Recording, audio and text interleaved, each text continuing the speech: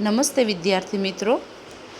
ભારતનું વસ્તી વૈવિધ્ય અને રાષ્ટ્રીય એકતા ભાગ 2ની અંદર આપણે ભારતમાં વંચિત સમૂહના જે વૈવિધ્ય ભાગો છે, અનુસૂચિત જાતિ, અનુસૂચિત જનજાતિ અને અન્ય પછાત વર્ગો વિશે અભ્યાસ કર્યો. હવે અહીં આપણે રાષ્ટ્રીય એકતાનો અભ્યાસ કરવાનો છે. વિદ્યાર્થી મિત્રો, ભારત ભાષા, ધર્મ, પોશાક, જીવન નિર્વાહ, લિંગ પ્રમાણ વગેરેથી વિવિધતામાં એકતા ધરાવતો દેશ છે. તે આપણે જોયું. હવે આપણે રાષ્ટ્રીય એકતા વિશે માહિતી મેળવીશું. ભારત સૌ પ્રથમ તો રાષ્ટ્રીય એકતા એટલે શું? તો વિનોબા ભાવે પોતે રાષ્ટ્રીય એકતાનો અર્થ આપતા કહે છે કે રાષ્ટ્રીય એકતા એ ભાવાત્મક એકતા, ભાઈચારો, રાષ્ટ્રપ્રેમની દ્રઢ ભાવનાઓ છે. એક દેશથી બધા નિવાસીઓ પોતાની વ્યક્તિગત, પ્રાદેશિક, ધાર્મિક, ભાષાકીય વિભિન્નતાઓને ભૂલવા સહાયતા કરે છે. એટલે કે આનો અર્થ શું થશે કે રાષ્ટ્રીય એકતા એટલે કે સમગ્ર ભારત દેશના લોકો છે એ વ્યક્તિગત ભિન્નતા એટલે કેવી? પ્રાદેશિક, હું ગુજરાતનો, તું પંજાબનો, હું મહારાષ્ટ્રનો, તું કેરળનો, એવું નહીં. તું આ ધર્મનો કે તું ઓલા ધર્મનો, તે હિન્દી ભાષી, હું મરાઠી ભાષી, તું ગુજરાત ભાષી, એવું નહીં. પણ સમગ્ર અમે ભારત દેશના વાસીઓ છીએ. આવી એકતાને શું કહેવામાં આવે છે? રાષ્ટ્રીય એકતા. અમેપણાની ભાવના એટલે રાષ્ટ્રીય એકતા. ભારત વિવિધતાથી ભરેલો ઉપખંડ છે. અહીં સામાજિક, સાંસ્કૃતિક, ભૌગોલિક, ધાર્મિક, ભાષાકીય, પ્રાદેશિક વગેરે પાસાઓનો અનેક વિવિધતા જોવા મળે છે. આ વિભિન્ન ઉપજૂથો વચ્ચે પારસ્પરિક સહકારભર્યા, સુમેળભર્યા સંબંધો હોય તે જરૂરી નથી, પરંતુ અનિવાર્ય છે. ભારતીય સમુદાયના નાગરિકો પરસ્પર એકબીજા તેમજ રાષ્ટ્ર પ્રત્યે વફાદાર હોય તે અનિવાર્ય છે. ભારતીય સમુદાયના વિકાસને પ્રગતિમાં હાલ કોમવાદ એટલે કે અલગ અલગ જ્ઞાતિઓ વચ્ચે જે તથા વિવાદો, આતંકવાદ, હિંસક પ્રવૃત્તિ ફેલાવનાર વ્યક્તિઓ, જ્ઞાતિવાદ, આ જ્ઞાતિ ઓલી જ્ઞાતિ, નક્સલવાદ, જે ભારતની અંદર રહી અને ભારતના લોકોને હાનિકારક પ્રવૃત્તિઓ કરે છે, નુકસાન પહોંચાડે છે, વ્યક્તિઓને, સમાજને, મિલકતને, તો આ શું છે? નક્સલવાદ. પ્રદેશવાદ, આ વિસ્તાર મારો, મહારાષ્ટ્ર મારું, ગુજરાત તમારો. ભાષાવાદ, અમે ગુજરાતી, તમે મરાઠી. આવી અલગ બાબતો છે એ ઘણીવાર છે એ રાષ્ટ્રની એકતાને તોડતા પરિબળો છે. પણ આના સિવાય ઘણી એવી બાબતો છે કે જે રાષ્ટ્રને એક બનાવે છે. એક એટલે કે અમે બનાવીએ છીએ. We are Indians. હવે રાષ્ટ્રીય એકતાના સહાયક પરિબળો, એમાં સૌ પ્રથમ આપણે જોઈએ તો ભૌગોલિક પરિબળ. ભારતમાં ભૂ-રાજકીય એકતાનું દર્શન સભાનતા ભારતના ઋષિમુનિઓ અને રાજ્યકર્તા ધરાવતા હતા. સંસ્કૃત સાહિત્યમાં ઋગ્વેદમાં ભારતની ભૌગોલિક રાજકીય એકતાની સભાનતા અભિવ્યક્ત થાય છે. ભારત વર્ષ, ચક્રવર્તી, એકાધિપતિ જેવા નામ ભૌગોલિક એકતાનો આદર્શ વ્યક્ત કરે છે. ભારતમાં મંદિરો, પવિત્ર નદીઓ અને પહાડો પથરાયેલા છે. જો આપણે અનેક પહાડો છે એને પૂજનીય પણ માનીએ છીએ. જેવી રીતે ગિરનારનો પર્વત છે એને આપણે શું કહીએ છીએ? આપણે લીલી પરિક્રમા, તમને યાદ હશે, થાય છે ને? તો એ શું છે? એક રાષ્ટ્રીય એકતાની અંદર ભૌગોલિક એટલે કે કુદરતી પરિબળ છે એ પણ મદદ આપણને કરે છે. તેમાં દર્શન અને સ્નાનનો મહિમા બની રહ્યો. તેથી આ બધા સ્થળોએ યાત્રાધામોનો વિકાસ થયો. આપણે ભલે ગુજરાતમાં રહીએ છીએ પણ હરિદ્વાર જાય છે ત્યારે નદીમાં સ્નાન કરવા જાય છે, ગંગામાં સ્નાન કરવા જઈએ છીએ. ત્યારે ગંગામાં સ્નાન કરીએ છીએ ત્યારે કોઈ જોતું નથી કે કયા વિસ્તારનો, કયા ભાષાના, કયા જ્ઞાતિનો છે. અહીંયા તો માત્ર ભારતવાસીઓ આવે છે. તો આવી ભૌગોલિક એટલે કે આવી કુદરતી નદીઓ પણ છે એ રાષ્ટ્રીય એકતામાં નિર્દેશ થાય છે. ધર્મસ્થળોની યાત્રાની સંસ્કૃતિ, રમણીય અને હવા ખાવાના સ્થળો જે હંમેશા ભારતના લોકોને ભારતભરના વિવિધ પ્રદેશોમાં પરિભ્રમણ પર્યટન કરવા માટે પ્રોત્સાહિત કરીએ છીએ. માને કે આપણે છે ઘણીવાર કાશ્મીર ફરવા જઈએ છીએ, કન્યાકુમારી, ઊટી છે, સિક્કિમ છે, તો આવા અલગ અલગ રાજ્યોમાં ફરવા જઈએ છીએ એટલે ભૌગોલિક વસ્તુઓને જોવા જઈએ છીએ ત્યારે પણ આપણી રાષ્ટ્રીય એકતા નિર્દેશ થાય છે. તેનાથી ભૌગોલિક રાજકીય એકતા દૃઢીભૂત થાય છે.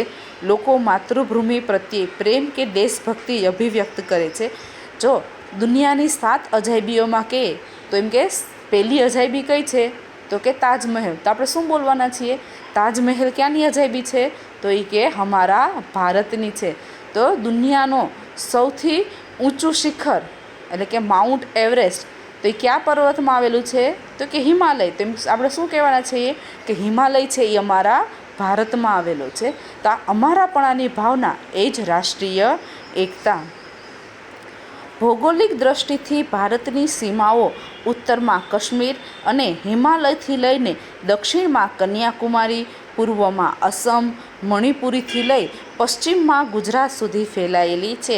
એટલે ઉત્તરથી દક્ષિણ સુધી એટલે કે હિમાલયથી લઈ છેક દક્ષિણમાં કન્યાકુમારી, પૂર્વમાં સિક્કિમ એટલે કે મણિપુરથી લઈ અને ગુજરાત સુધી છે એ ભારતનો વિસ્તાર છે એ વિસ્તરેલો છે. ભારત સમગ્ર ભારત 32,87,263 લાખ ચોરસ કિમીને વિશાળ વિસ્તારમાં ફેલાયેલો છે.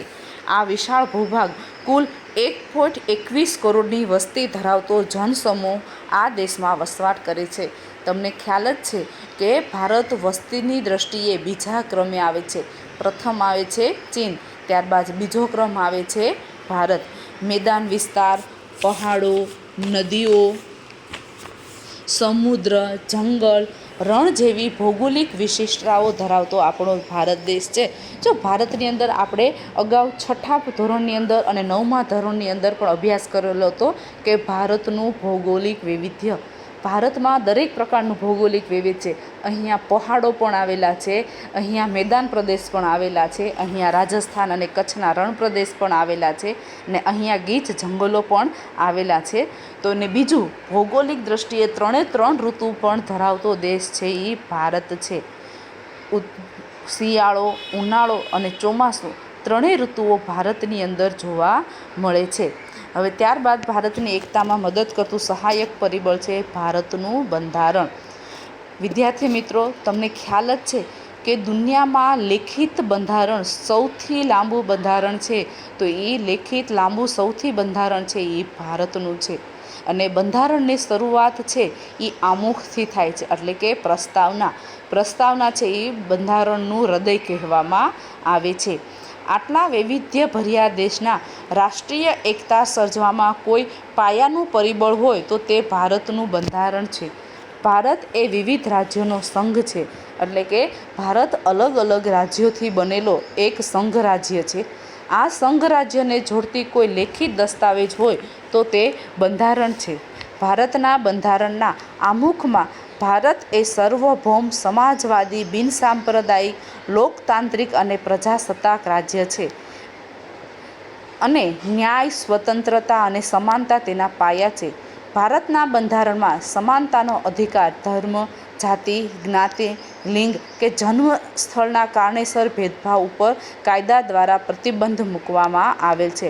એટલે કે ભારતના બંધારણમાં સ્પષ્ટ ઉલ્લેખ કરવામાં આવેલો છે કે દરેકને હક અને ફરજ કોઈપણ જ્ઞાતિ, જાતિ, ધર્મ, કોઈપણ સ્થળે જન્મેલા હોય બધા માટે કાયદા, કાનૂન અને હક કેવા છે? એક સરખા છે. ભારતનું બંધારણ ભારતને ધર્મનિરપેક્ષ રાજ્ય તરીકે સ્વીકારે છે. એટલે ભારતને કોઈ ધર્મ નથી. ભારત માટે બધા ધર્મો કેવા છે? એક સમાન છે. એટલે કે ભારત રાજ્યને કોઈ ધર્મ નથી. બધા નાગરિકોને મુક્તપણે ધર્મ માનતા પાળવાનો અને તેનો પ્રચાર કરવાનો અધિકાર બંધારણ આપ્યો છે. વ્યક્તિ પોતાની ઈચ્છા અનુસાર કોઈ પણ ધર્મ પાળી શકે છે અને તેનો પ્રચાર અને પ્રસાર પણ પોતે કરી શકે છે. ભારતમાં કોઈ પણ સ્થળે વસવાટ કરતા અને પોતાની આગવી ભાષા, લિપિ, કે સંસ્કૃતિ ધરાવતા લઘુમતી જૂથોને આ બધાનું જતન કરવાનો અને જાળવવાનો અધિકાર બંધારણે આપ્યો છે. આ બધી અધિકારો રાષ્ટ્રીય એકતાના ઘડતરમાં પ્રાથમિક ભૂમિકા ભજવે છે. ત્યારબાદ જોઈશું નાગરિકની ફરજો. જો જ્યાં હક છે ત્યાં ફરજ છે, અને જ્યાં ફરજ છે ત્યાં હક છે. જેટલા આપણા હક છે એને અનુરૂપ આપણી ફરજ પણ છે.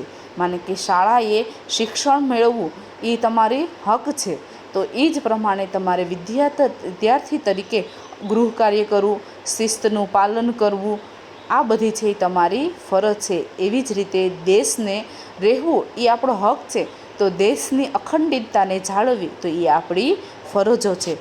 રાષ્ટ્રને વફાદાર રહેવું, તેના આદર્શ સંસ્થાઓ, રાષ્ટ્રધ્વજ અને રાષ્ટ્રગીતનો આદર કરવો.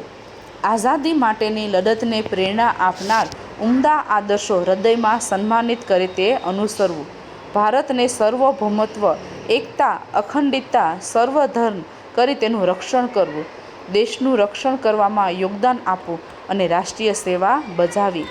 ધાર્મિક, ભાષાકીય, પ્રાદેશિક અથવા સાંપ્રદાયિક તફાવતોથી પર રહેવું. ભારતના તમામ લોકોને સુમેળ અને સમાનતા, બંધુત્વની ભાવના વૃદ્ધિ કરવી. સ્ત્રીઓનું ગૌરવ સન્માનિત કરે તેવો વ્યવહાર કરવો. આમ આપણી ભારતના નાગરિક તરીકેની જે ફરજો છે, માને કે કોઈ પણ ધર્મનો હોય કે કોઈ પણ વિસ્તારનો હોય, રાષ્ટ્રગીત આવે ત્યારે આપણે એને ઊભા થઈ અને તેને માન આપવું. તો આ શું થઈ? રાષ્ટ્રીય એકતા. ત્યારબાદ જોઈએ કાયદાઓ.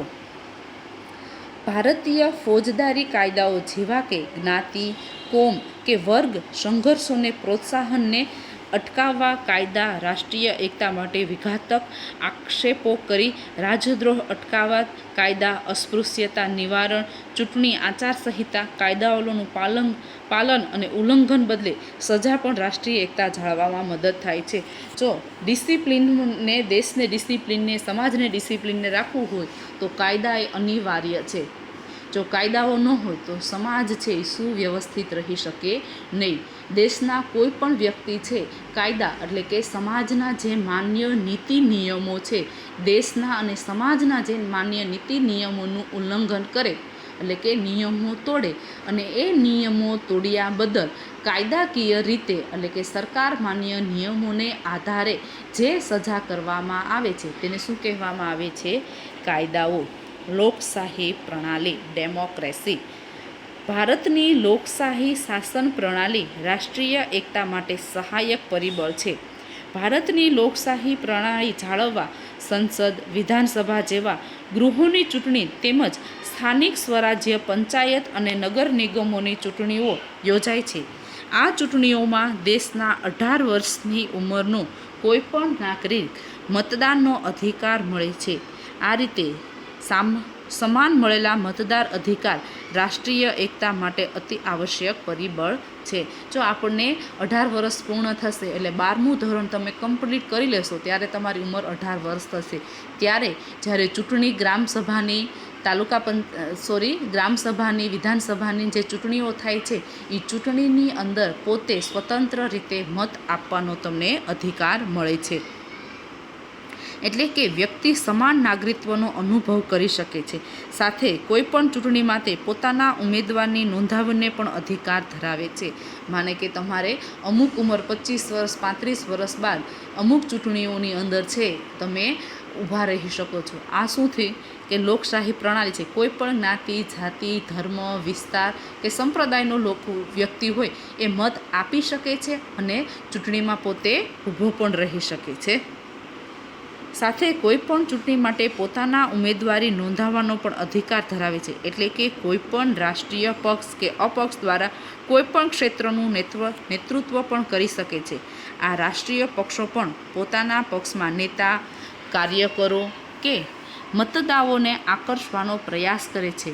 રાષ્ટ્રીય પક્ષોની વિચારધારામાં તફાવત હોય પણ તેમનું અંતિમ ધ્યેય કોઈપણ જ્ઞાતિ, જાતિ, ધર્મ કે પ્રદેશના મતદારને આકર્ષવાનું છે. આથી રાષ્ટ્રીય પક્ષો એક પ્રકારની રાષ્ટ્રીય એકતા લાવવા માટે પ્રેરક બળ પૂરું પાડે છે.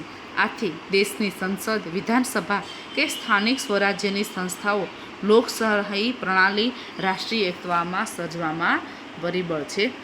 રાષ્ટ્રીય પર્વ અને સન્માન.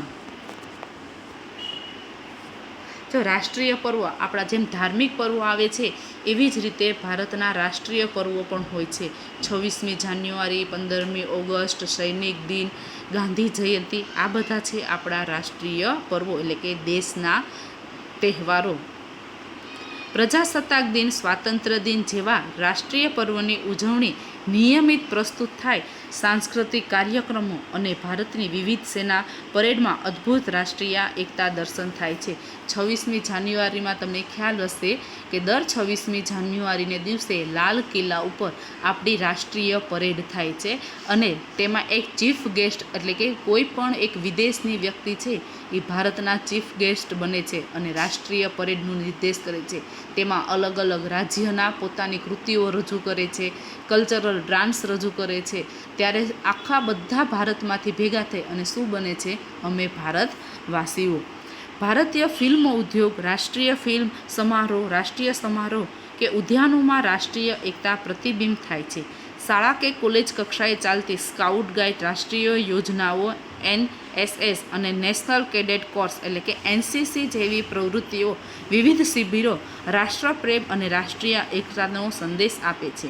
તેવી જ રીતે ભારત રત્ન, જે ભારતમાં અપાતા વિવિધ ક્ષેત્ર આધારિત એવોર્ડ એટલે કે સન્માન, તેમાં છે ભારત રત્ન, પદ્મશ્રી, પદ્મભૂષણ, પદ્મવિભૂષણ જેવા નાગરિક એવોર્ડ, રાજીવ ગાંધી ખેલ રત્ન, દ્રોણાચાર્ય, અર્જુન, ધ્યાનચંદ્ર જેવા રમતગમત એવોર્ડ, પરમ ચક્ર, મહાવીર ચક્ર, વીર ચક્ર, અશોક ચક્ર, કીર્તિ ચક્ર, શૌર્ય ચક્ર જેવા ભારતીય સેના એવોર્ડ, બહાદુરી, સાહિત્ય વગેરે વિવિધ સર્વોચ્ચ એવોર્ડ પણ દેશની સેવા બદલ આપવામાં આવે છે. કેટલીક વિશિષ્ટ વ્યક્તિઓ જેવી કે કલાકાર, વૈજ્ઞાનિકો, સૈનિકો, શિક્ષકો, સમાજસેવકો વગેરેને બિરદાવવા લોકોમાં રાષ્ટ્રીય ચેતના ઊભી કરવામાં આવે છે. એટલે કે જો શ્રેષ્ઠ શિક્ષકના, સારા કલાકારોને પણ એવોર્ડ એટલે કે સન્માન આપવામાં આવે છે. રમતગમતની પ્રવૃત્તિઓ, તમને ખ્યાલ હશે કે જ્યારે આપણે ટીવી ઉપર કોઈ પણ આપણો મેચ બીજા દેશ સાથે કે વર્લ્ડ કપ રમાતો હોય છે ત્યારે આપણે એમ કહીએ છીએ કે હું ગુજરાતનો છું, આ મહારાષ્ટ્રનો છે, ઓલો પંજાબનો છે. પણ જ્યારે આપણી ટીમ રમતી હોય છે બીજા દેશ સામે ત્યારે આપણે પોતે પણ એની સાથે આટલા એટેચમેન્ટ થઈ જાય છીએ કે જાણે આપણે જ રમીએ છીએ. ત્યારે વર્લ્ડ કપમાં રમાતી ટીમ કે હોય છે ત્યારે શું બોલે છે? અમારી ઇન્ડિયાની ટીમ જીતી ગઈ. તો આ વસ્તુ શું નિર્દેશિત કરે છે? રાષ્ટ્રીય એકતા. ભારત કે ભારત બહાર રમાતી વિવિધ રમતો જેવી કે cricket, hockey, volleyball, tennis, badminton, kabaddi વગેરે સમગ્ર ભારતના પ્રતિનિધિત્વ કરે ત્યારે ખેલાડી ભાષા, પ્રદેશ કે કોમથી પર રહીને એક ભારતીય તરીકે પ્રતિનિધિત્વ કરે છે. તેવી જ રીતે રાષ્ટ્રીય ખેલ મહોત્સવ, આંતરરાજ્ય કે આંતર યુનિવર્સિટી ખેલકૂદ કે વિવિધ ટીમની રમતો, ખેલ મહાકુંભ, વિવિધ રમતો પણ એક ભારતીય હોવાનો અને ખેલદિલની ભાવના રમાય છે. ભારતમાં ક્રિકેટ રમાતી ભારી ઘેલછા છે. તેમાં આંતરરાષ્ટ્રીય કક્ષાએ વિજય થાય તો ત્યારે સમગ્ર ભારત વિજયની ખુશી મનાવે છે. આમ વિવિધ રમતગમો રાષ્ટ્રીય એકતા માટે સહાયક પરિબળે છે. માને કે આપણે સ્કૂલની અંદર છોકરીઓ રમતી હોય ત્યારે એમ કહે કે ક્લાસ A, B, Cની છોકરી રમે છે. પણ જ્યારે એ ટીમ બની અને જિલ્લામાં રમવા જાય છે ત્યારે શું કહેવાય છે? કે ઓર્પેડ સ્કૂલની છોકરીઓ રમે છે. તો આપણી સ્કૂલની એકતા થઈ. તેવી જ રીતે આખા દેશમાંથી બની અને બહારના દેશ સાથે રમે છે ત્યારે શું બને છે? રાષ્ટ્રીય એકતા. સમૂહ સંચારના માધ્યમો, જે વિચારોનું આપણા આદાન પ્રદાન કરે છે, જે લેખિત અને દ્રશ્ય શ્રાવ્ય સાધનો છે, એવા સાધનો જેને શું કહેવામાં આવે છે? સમૂહ સંચારના સાધનો. સમૂહ સંચારના સાધનો જેવા કે વર્તમાનપત્રો, રેડિયો, ટેલિવિઝન, કોમ્પ્યુટર, સેલફોન વગેરે રાષ્ટ્રીય એકતા સર્જવામાં મહત્ત્વની ભૂમિકા ભજવી રહ્યા છે. ટેલિવિઝન કોમી એકતા, સર્વધર્મ સમભાવ, દેશભક્તિ વગેરેને લક્ષ્યમાં લઈને ધારાવાહિક ફિલ્મો, સમૂહ ગાન, સમૂહ નૃત્ય વગેરે કાર્યક્રમો તથા સ્વતંત્ર દિન, ગણતંત્ર દિનની ઉજવણી, વિવિધ કાર્યક્રમો વગેરે દ્વારા નાગરિકોમાં રાષ્ટ્રપ્રેમ, પ્રેરક બની રહી છે. આતંકવાદ, કોમવાદ, જ્ઞાતિવાદ, ભાષાવાદ, પ્રદેશ કે નક્સલવાદ જેવી સમસ્યાને ધારાવાહિક ફિલ્મો કે સમાચારો જેવા કાર્યક્રમો વણી લઈને દેશના નાગરિકોને સાચી સમજણ પણ આપે છે. જો અસ્પૃશ્યતાને લગતા કાર્યક્રમો પણ ઘણા વાર ટીવીમાં આવે છે. પછી દીકરીને માન આપતા પણ કે દીકરી બચાવો, દીકરી પઢાવો, બેટી પઢાવો, તો આવી બાબતો છે સમૂહ સંચારના માધ્યમો એ પણ લોકોમાં રાષ્ટ્રીય એકતા નિર્દેશિત કરે છે. વાહન વ્યવહારના સાધનો, ટ્રાન્સપોર્ટેશન, અત્યારે દિવસે ને દિવસે છે વાહનોનું પ્રમાણ વધતું રહ્યું છે. આજે એક દેશમાંથી બીજા દેશમાં જવું પણ સરળ, થોડા કલાકોની અંદર વ્યક્તિ પહોંચી જાય છે. એટલે વ્યક્તિના સંસ્કૃતિનું પણ અહીંયા આદાન પ્રદાન થાય છે. ભારતમાં ભૌગોલિક સંસ્કૃત વિવિધતા ધરાવતો દેશ છે, પરંતુ વાહન વ્યવહાર સાધનો અને બધાને જોડવામાં ઘણા મહત્ત્વની ભૂમિકા ભજવી છે. આ સાધનોને લીધે પ્રાદેશિક વૈવિધ્ય ધરાવતા લોકો વચ્ચેનું આદાન પ્રદાન શક્ય બન્યું છે. તેનાથી એક જ રાષ્ટ્ર નાગરિક હોવાનો ભાવના દ્રઢ બની છે. વિશ્વનું સૌથી મોટું રેલવે નેટવર્ક એ ભારતીય રેલવે ધરાવે છે. જો વિદ્યાર્થી મિત્રો પરીક્ષાની અંદર 1 માર્કમાં અથવા MCQમાં પૂછાય છે કે વિશ્વનું સૌથી મોટું રેલવે નેટવર્ક ધરાવતો દેશ કયો છે, તો કે ભારત દેશ છે. દરરોજના 2.3 કરોડ લોકો મુસાફરી કરે છે, જે ભારતમાં બધા રાજ્યો અને પ્રદેશોને જોડે છે. જો આપણે ટ્રેનમાં અહીંથી તમારે કાશ્મીર જવું હોય કે કેરળ જવું હોય તો તમારે અત્યારે ઇઝીલી વ્યક્તિ છે એ ત્યાં જઈ શકે છે. અને આના કારણે છે એક લોકોની સંસ્કૃતિ બીજા લોકોની સંસ્કૃતિનું બધા એકબીજાથી મિક્સઅપ થઈ રહ્યા છે. એટલે એના કારણે છે લોકો નજીક આવી રહ્યા છે. તેવી જ રીતે વિમાન સેવા દ્વારા પણ ભારતમાં મોટા નગરો જોડાયા. તેનાથી ઝડપી વાહન વ્યવહાર શક્ય બન્યો છે. વર્તમાન સમયમાં નોકરી, ધંધા, રોજગાર, શિક્ષણ તથા પ્રવાસ પર્યટન માટે દેશના નાગરિકો વાહન વ્યવહારના સાધનો દ્વારા એકબીજાની નિકટ આવ્યા છે અને પરોક્ષ રીતે રાષ્ટ્રીય એકતામાં ઉપયોગી બને છે. પરસ્પરાવલંબન અને સંયોગીકરણ. પરસ્પરાવલંબન એટલે એકબીજા ઉપર આધાર રાખવો અને સંયોગીકરણ એટલે કે મિક્સ થવું. જો આપણે અહીંયા ક્લાસની અંદર કોઈ એક જ જ્ઞાતિ, ધર્મ કે એક જ ગામની છોકરીઓ નથી, બધા અલગ અલગ ગામની, તાલુકાની છોકરીઓ છે. એટલે એની સાથે આપણે કોન્ટેક્ટમાં આવ્યા એટલે એના વિચારો, આપણા વિચારો, એની રહેણી કહેણી, એની ભાષા એ બધું આપણે એકબીજાથી ઓળખતા થયા છીએ. આધુનિક ખેતી, ઉદ્યોગ, વ્યવસાયી સેવાઓ જેવી આર્થિક પ્રવૃત્તિઓમાં યંત્ર વિજ્ઞાનનો ઉપયોગ થતાં જ્ઞાતિગત પરંપરાગત વ્યવસાયો તૂટ્યા. આંતરિક પરસ્પરાવલંબન અન્ય ગામ, શહેર કે અન્ય પ્રદેશ સુધી વધી રહ્યા છે. સામાજિક, સાંસ્કૃતિક, શૈક્ષણિક જેવા પરિબળોના કારણે પોતાના ગામના સંયોગીકરણ બદલે સમગ્ર રાષ્ટ્ર, શહેર કે પ્રદેશો સાથે સંયોગીકરણ સાથેના તાલ મેળવવા પડે છે. માને કે શિક્ષણ માટે કે ઉદ્યોગ માટે કે નોકરી માટે ઘણીવાર આપણે એક રાજ્યમાંથી બીજા રાજ્યમાં પણ જઈએ છીએ અને આ રાષ્ટ્રીય એકતા નિર્દેશ કરે છે. તેનાથી અસ્પૃશ્યતા, જ્ઞાતિવાદ, કોમવાદ બધાને તૂટવા લાગે છે. હાલ ઘણા વ્યવસાય એવા છે કે જેમાં હિન્દુ મુસ્લિમ કોર્સનું પરસ્પરાવલંબન જોવા મળે છે. તેનાથી પ્રત્યક્ષ કે પરોક્ષ રીતે રાષ્ટ્રીય એકતા ભૂમિકા નિર્માણ થાય છે. વિદ્યાર્થી મિત્રો, અહીં આપણે રાષ્ટ્રીય એકતાના સહાયક પરિબળોની ચર્ચા કરી. હવે અહીં આપણે આ પાઠ પૂરો કરીએ છીએ.